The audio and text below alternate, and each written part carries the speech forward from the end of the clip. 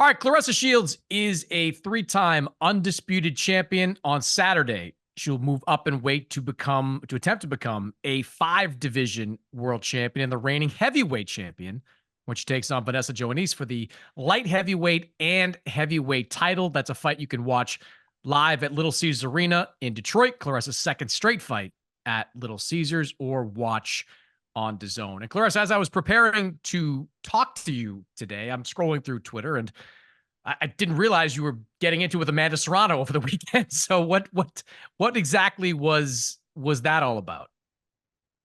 No. Nobody got into it with Amanda Serrano. It's like every time somebody speaks their mind, there's always, oh, I got into it with somebody. I didn't get into it with anybody. I told Amanda Serrano her name is the real deal, and my name is greatest woman of all time.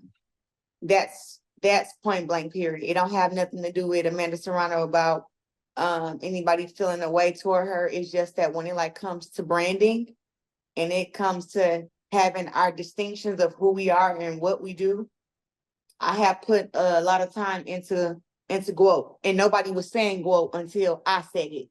Everybody else thought it was weird and it was corny and it didn't even sound right when I first started saying it.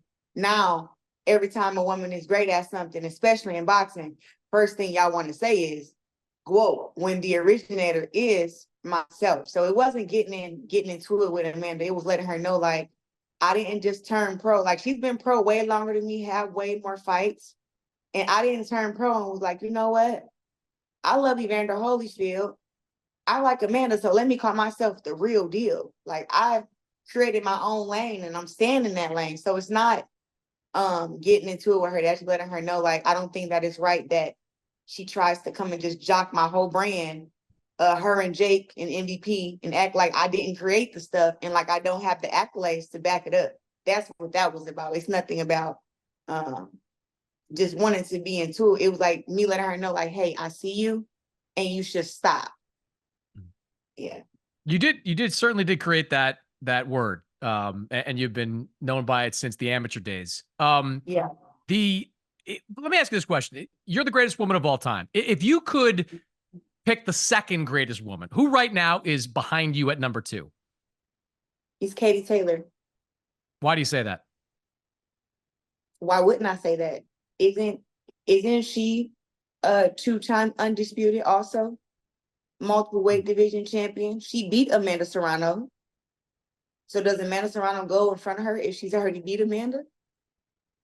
That's why I'm saying, like, I've always had it myself, Katie, and Amanda. Amanda and Katie are going to fight again. If Amanda can beat Katie, I will say she's number 2. But from what I saw with my eyes, when it comes to skill-wise, accomplishments, speaking of the amateurs too, I have 2 Olympic gold medals. Katie Taylor have 1, but she has a bunch of world championships and the amateur gold medals. I have 3 world championships gold medals from the amateurs. And then we turned pro, and I got 13 world titles, 3-time undisputed. Katie has, I'm trying to think, maybe she has 8 or 9 world titles, maybe even 10.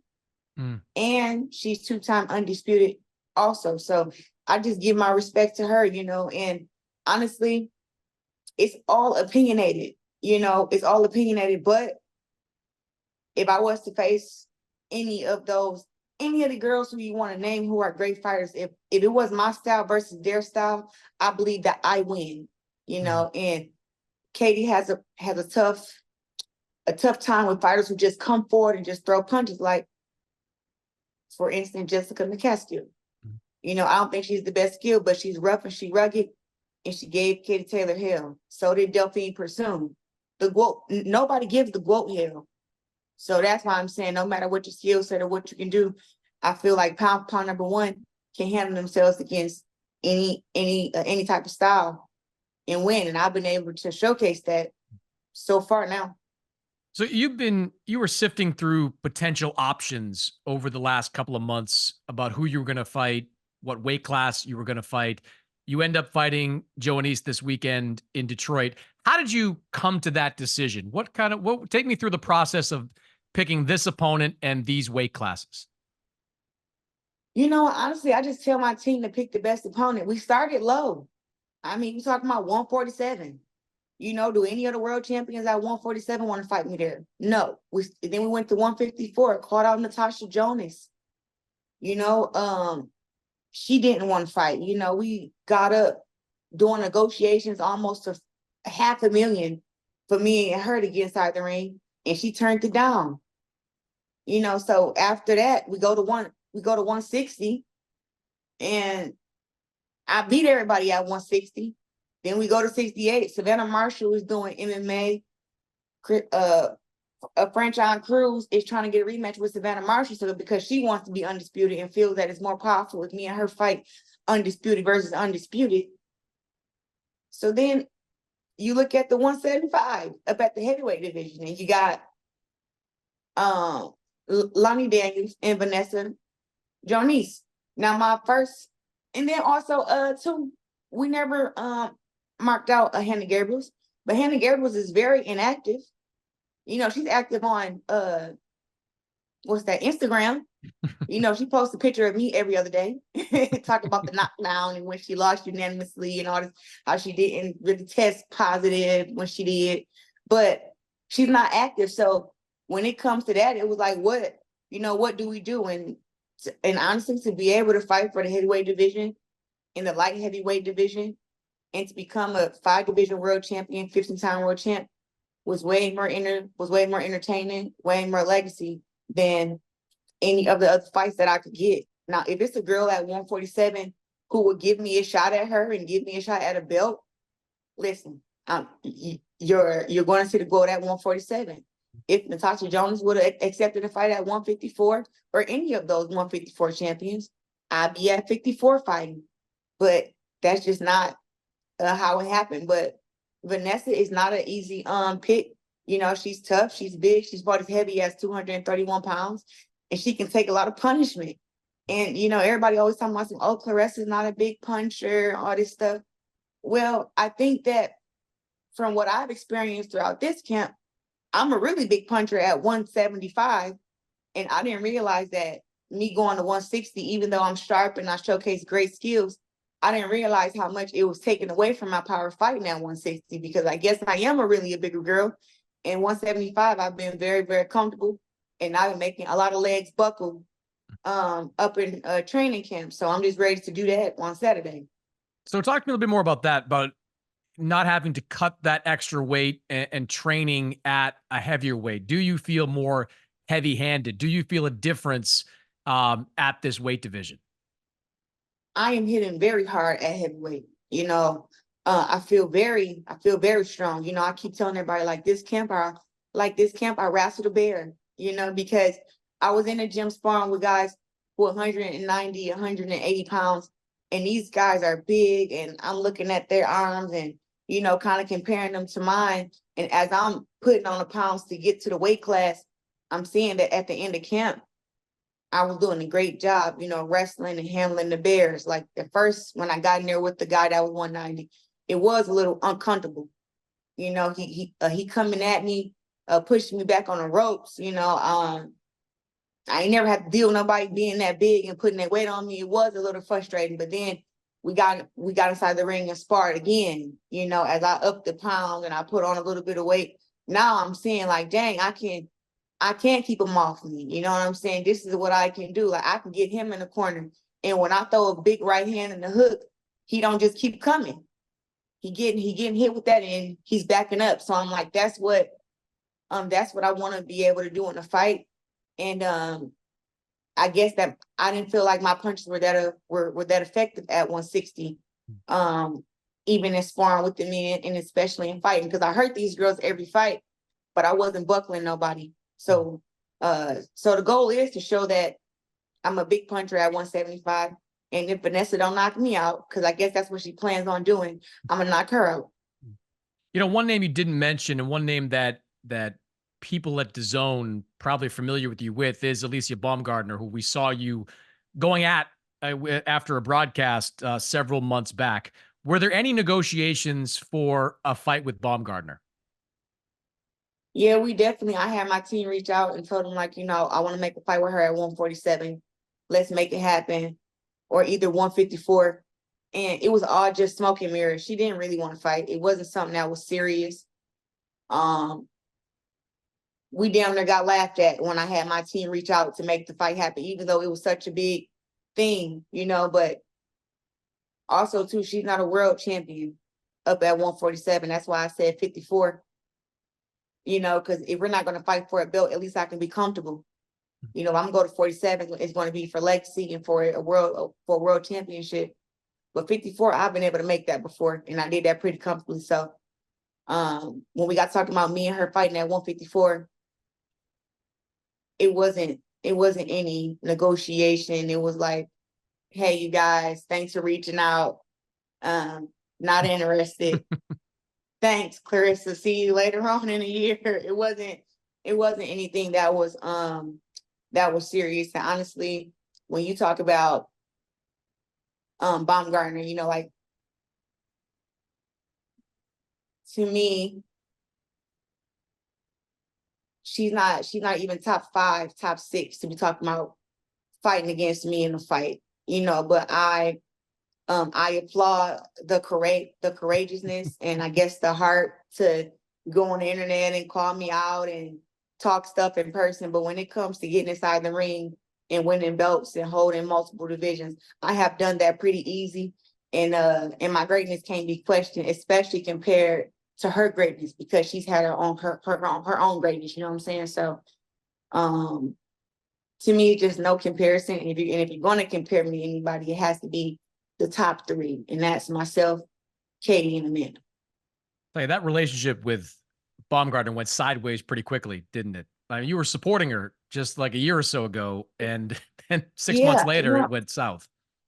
You know, I don't know what happened with her. You know, first it was a play call out, and then it was a joke, and then all of a sudden she's calling me out for real, and then she really wants to fight, and then she's been wanting to fight me, and I'm like, honestly, I still don't know where it came from. You know, it's a lot of our mutual friends who called me and asked me, like, what happened? I'm like, I don't know. I woke up and I was being called out. I was being tweeted.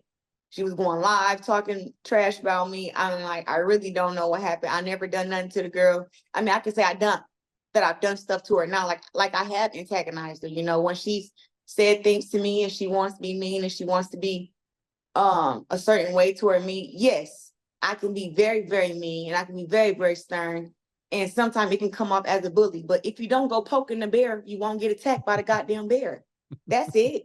So it's like, once I started giving her back that energy like I do to girls that want to fight me, now all of a sudden it's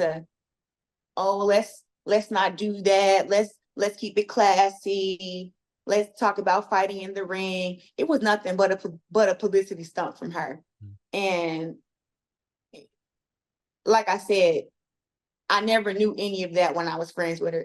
Had I known she wanted to fight, I at least would have let her get a taste of it in sparring to show her, like, yeah, you really don't want to fight me. But it's plenty of times I was sparring that super bad and she was there, and she could have jumped in there and got some work, and she didn't glove up and put her headgear on. So I don't know where the animosity or the energy came from, but it's also not my job to try to figure it out. Somebody show you who they are, believe them.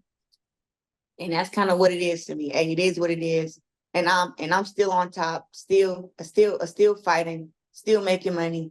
And I'm going to continue to fight the best. And I'm not counting out a fight against Alicia Baumgardner, Katie Taylor, Amanda Serrano, Sandy Ryan, Jessica McCaskill, Cecilia Brockis, who is it? Natasha Jonas, Michaela Mayer. I'm not counting out a fight with anybody. All of those girls, if they really want to fight me, all we got to do is make sure it's the right weight class, it's the right negotiation, and that we both getting paid some money. And listen, I will find a way to fight all those girls. And I love some of those girls I just mentioned.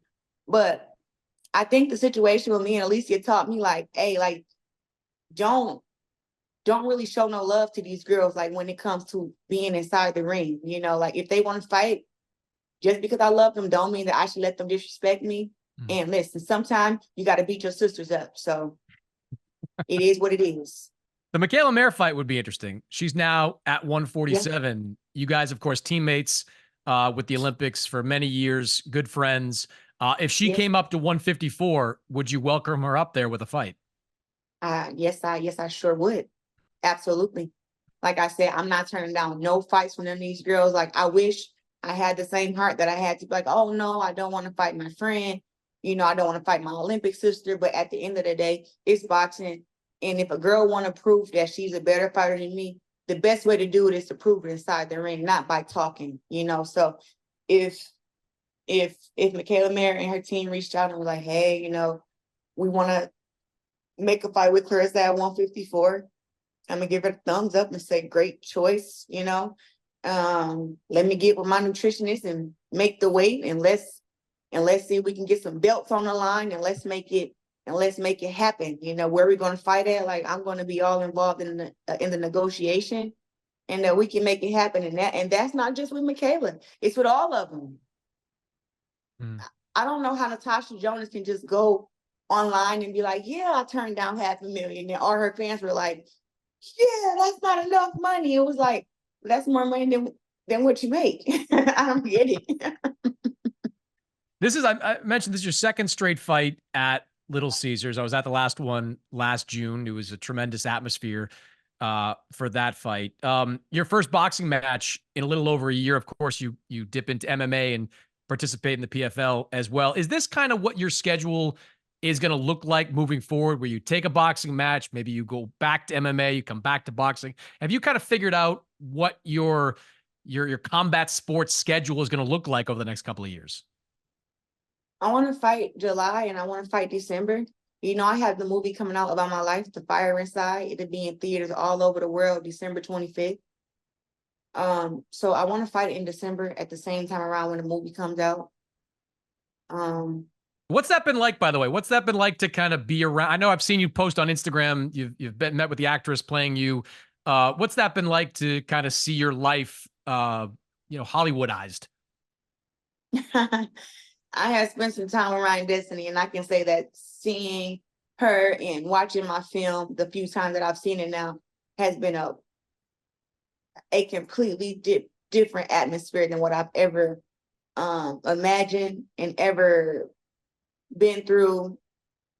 It's very amazing, and it's humbling. People talk about my stardom, but it's like I got enough stardom to where MGM wanted to pick up my life and do a movie about it.